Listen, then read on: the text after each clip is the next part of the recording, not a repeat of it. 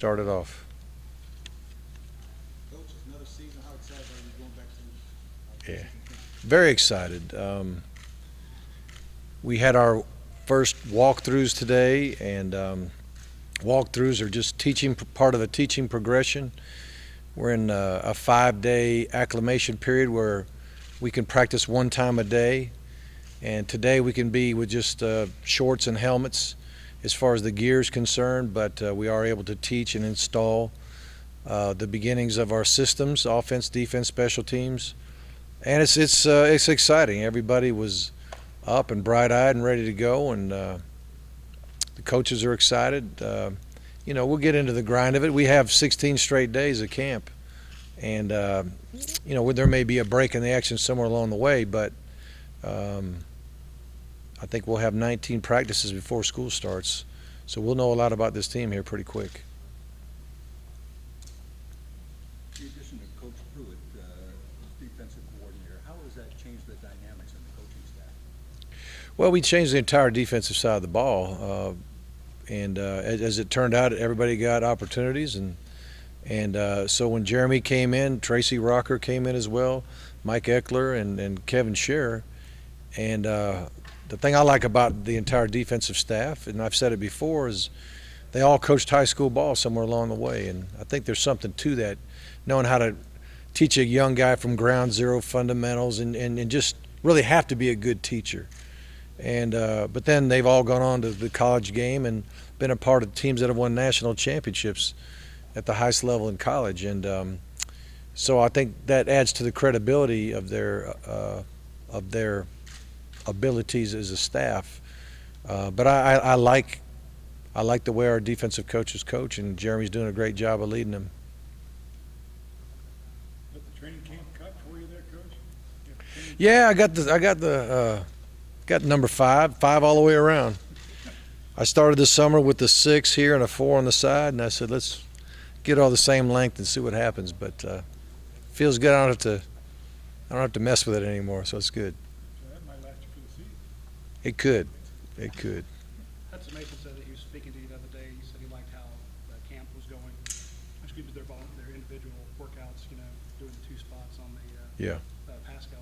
What else did you guys talk about? I talked a lot about just asking questions about his teammates. What he thought of them, what kind of a summer did he think they had. Asked a lot about some of the freshmen. You're kind of curious to see how those guys are developing. But he's very optimistic. He felt like the summer strength and conditioning, some of the changes we made there.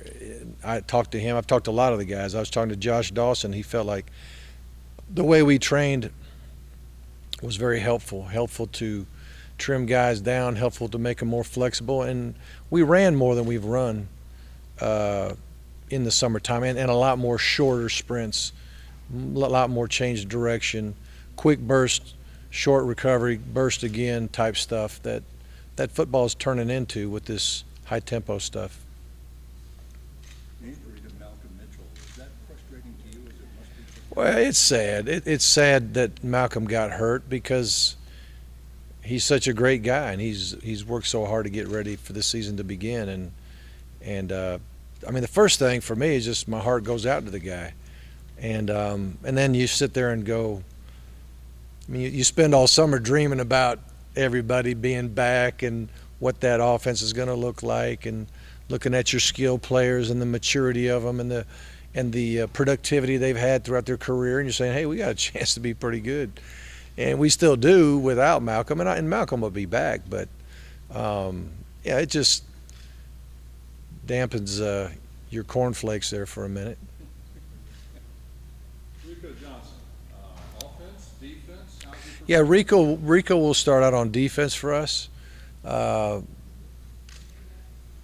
Jeremy got a chance to see him move around a little bit, and Rico, I think he looked at the landscape of both sides of the ball and felt like the depth on defense might be not as difficult to crack the lineup or get some playing time, just by virtue of the youth of it, the lack of depth, and the fact that the offensive side of the ball had a bunch of veteran receivers and all that kind of thing. So Rico obviously can play either side of the ball. When he came to camp, I'm looking out there because he was on that field right over there, not quite that beach over there, but that field over there, and he was making plays on both sides of the ball. Both offensive, defensive staffs liked him a lot that day, and it was just the offensive side of the ball that pulled the trigger faster to offer him on that side of the ball. But I think he's very excited about playing defense. Time for one more?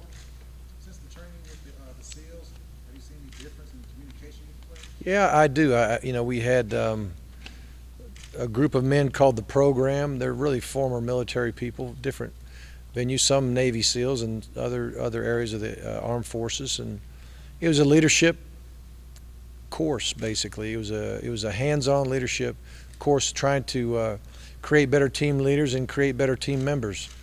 And I don't think there's any doubt that it's made a positive difference. I think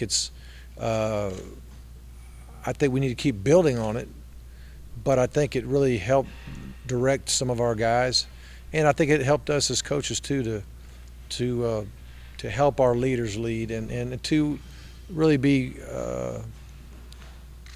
intentional about the guys that are, being good teammates too. I mean, what's it mean to be a good teammate?